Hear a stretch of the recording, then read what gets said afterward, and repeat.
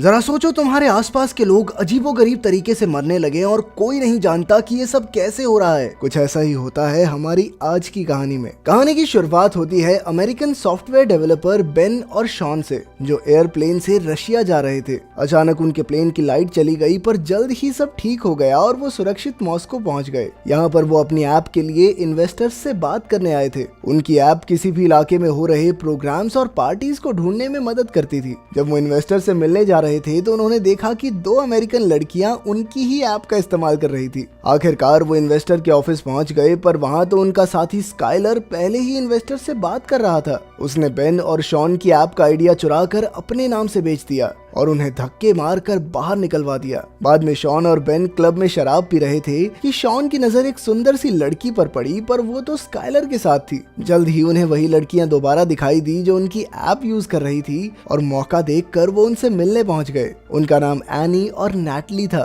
वो चारों मिलकर पार्टी करने लगी कि अचानक क्लब की लाइट चली गई और सबके फोन बंद हो गए। शहर के लोग बाहर सड़कों पर आ गए और उन्होंने आसमान में पीले रंग का धुआं देखा। अचानक वो चमकने लगा और जल्द ही पीली रोशनी की छोटी छोटी बॉल्स जमीन की तरफ बढ़ने लगी। एक बॉल शॉन के ग्रुप के पास आ गई और सभी डरकर पीछे हट गए। ये रोशनी अब बिल्कुल थोड़ी थोड़ी दिखाई दे रही थी। एक पुलिस वाले ने अपने डंडे से उसे छुआ, पर अचानक रोशनी ने उसे खींचकर भस्म कर दिया। चारों ओर हाहाकार मच गया और जल्द ही कई रोशनी वाली बॉल्स ने सैकड़ों लोगों की जान ले ली। शॉन का ग्रुप और कई लोग दौड़कर क्लब में घुस गए, पर उस रोशनी ने सभी खिड़कियां तोड़ डाली। असल में ये रोशनी नहीं बल्कि अजीबोगरीब जीव थे जिन्हें इंसानों को छोड़कर सब कुछ ग्रे दिखाई देता था। जल्द ही वो रोशनी सबको खींचकर भस्म करने लगी, पर अचानक किसी ने शराब में आग लगाकर बोतल उसकी ओर फेंकी और वो जीव पीछे हट गया।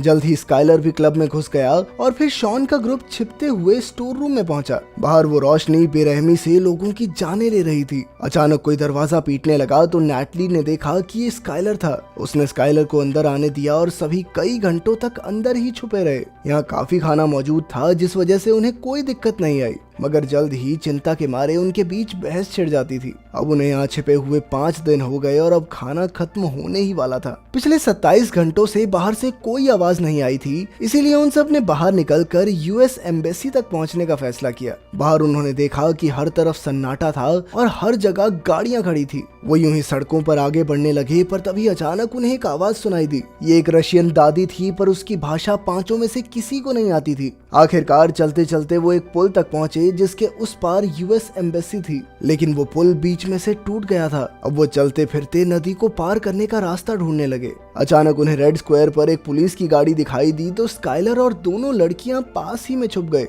लेकिन बेन और शॉन दौड़ते हुए गाड़ी तक पहुंचे। उन्हें ट्रंक में से एक नक्शा और एक बंदूक मिली। तभी उन्होंने देखा कि एक कुत्ता किसी अदृश्य चीज पर भौंक रहा था और फिर अचानक ही वो जलकर भस्म हो गया। इससे सभी लोग बुरी तरह डर गए। स्काइलर और लड़कियां पास के मॉल में जा छुपे और बेन और शॉन गाड़ी के नीचे छुप गए। जल्द ही वो जीव गाड़ी के पास आया और उसकी रोशनी से गाड़ी का सायरन बजने लगा। वो गाड़ी के आसपास घूमा, मगर नीचे छिपे हुए इंसानों को नहीं देख पाया और चुपचाप वहां से चला गया। इसके बाद बेन और शॉन तुरंत दौड़कर मॉल में अपने साथियों के पास पहुंचे। उन्होंने देखा कि एक प्लेन यहाँ बुरी तरह क्रैश हो गया था। स्काइलर ने कहा कि उन्हें यहीं रुककर मदद का इंतजार करना चाहिए, पर बेन और शॉन ने कहा कि उन्हें जिंदा रहना है तो आगे बढ़ते रहना होगा। उन्होंने हिसाब लगाया कि ये जीव बिजली से घिरे हुए हैं, इसीलिए उनके पास आते ही बिजली से चलने वाले डिवाइसेस अपने आप जल उठते हैं। अब उन्होंने हर जगह से लाइट बल्ब से इकट्ठा करके अपने गले में बांध लिए, ताकि जब भी वो जीव पास आ रहा हो तो बल्ब के जलते ही वो चौकन्ने हो जाएं।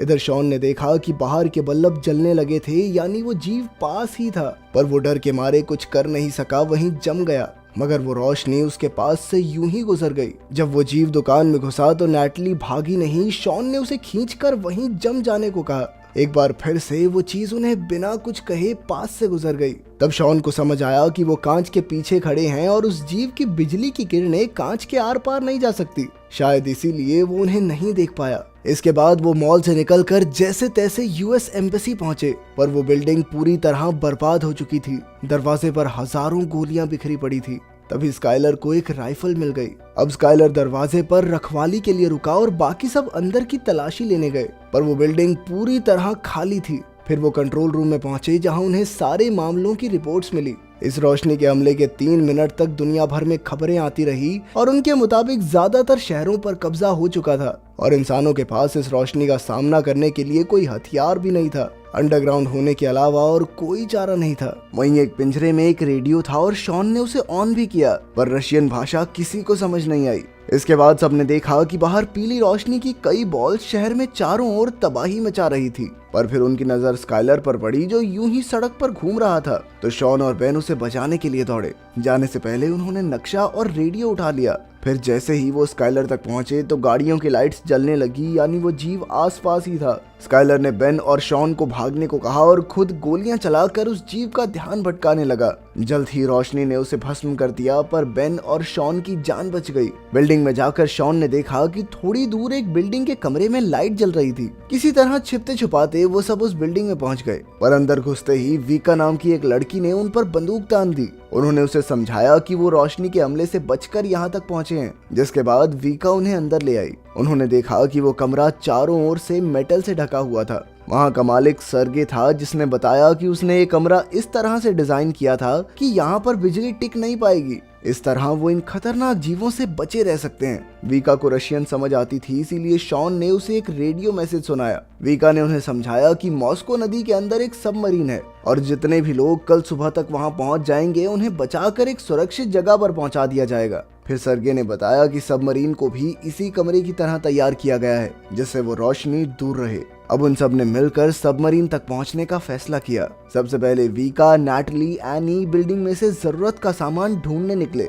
उधर सर्गे ने बेन और शॉन को अपनी बनाई माइक्रोवेव बंदूक दिखाई, जो उन जीवों के चारों ओर से बिजली की परत हटाने की ताकत रखती थी। जल्द ही उस जीव की नजर लड़कियों पर पड़ गई और वो बिल्डिंग में घुस आया। तीनों लड़कियां तुरंत कमरे की ओर भागी और ऐन वक्त पर अंदर घुस भी गई, पर जल्दबाजी में दरवाजा ढंग से बंद नहीं हुआ। अचानक वो जीव अंदर घुस गया और लड़कियां एक कांच के टेबल के पीछे छुप गई। तभी सर्गे ने अपनी माइक्रोवेव बंदूक से हमला करके उस रोशनी को फ्रीज कर दिया और बिजली के पीछे छिपा हुआ उसका चेहरा सबको दिखाई देने लगा। अब सबको समझ आ गया था कि ये अजीबोगरीब सी रोशनी असल में खूंखार एलियंस थे, जो धरती पर इंसानों का नामो निशान मिटाने आए थे। बदकिस्मती से इसका असर कुछ ही पलों के लिए रहा और एलियन ने एक बार फिर से गायब होकर सर्गे को भस्म कर दिया। वहीं शॉन और बेन एक खुफिया रास्ते से भाग निकले। नैटली ने धमाके के लिए डीजल का टैंक तोड़ डाला और बेन और शॉन के पास पहुंची, पर एनी डर के मारे भाग नहीं पाई और उस एलियन ने उसे जलाकर भस्म कर दिया। उधर वीका सीढ़ियों से नीचे आ गई और अपने बाकी साथियों के साथ भाग निकली।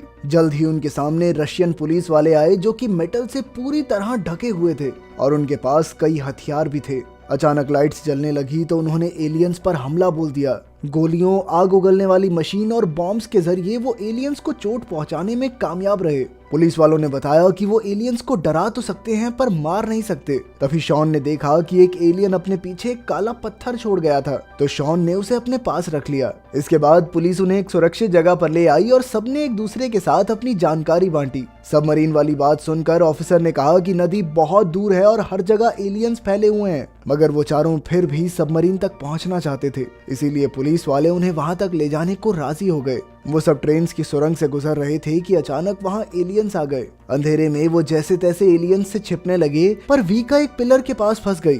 तब बेन ने उसे धक्का देकर पटरी पर फेंक दिया, पर इस चक्कर में एलियन ने उसे पकड़कर भस्म कर दिया। इससे शॉन को काफी गहरा सदमा लगा, पर वो जैसे तैसे सुरंग से बाहर आ ही गए। आखिरकार वो नदी तक पहुंचे, जहां एक कश्ती में बैठकर वो सबमरीन को ढूंढने लगे। अब उन सब ने अपने मरे हुए साथियों का शोक मनाया। अचानक एक पत्थर की वजह से उनकी कश्ती वहीं रुक गई और सबने बाहर आकर देखा कि तेज रोशनी का बवंडर धरती से मेटल्स और कई कीमती चीजें खींच रहा था।